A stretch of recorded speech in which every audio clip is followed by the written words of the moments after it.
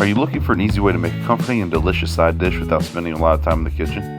Look no further. In this video, you will learn how to make a simple and easy broccoli cheese casserole in the Crockpot. This recipe is sure to be a hit with the whole family, so let's get cooking.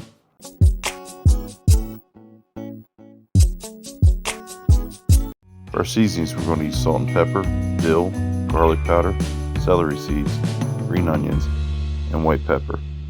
Stir all those together. Next, we're going to cube some cream cheese. We're going to add a layer of frozen broccoli to the crock pot, some cream cheese and butter.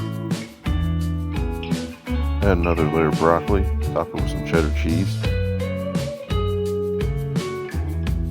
some Monterey Jack cheese, and your seasonings, a little bit of chicken broth. Stir it all together and cook on high for 2 hours.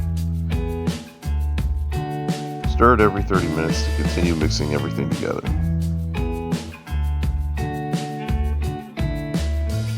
Toward the end of the 2 hours, you want to take a sleeve of Ritz crackers, put them into a Ziploc bag,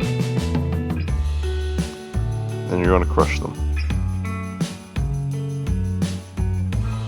After the 2 hours, we're going to add the crushed crackers to the casserole.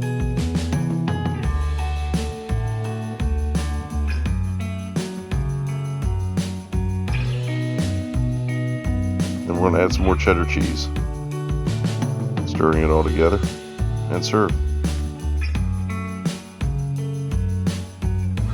You now know how to make a deliciously cheesy and comforting broccoli cheese casserole in the Crockpot.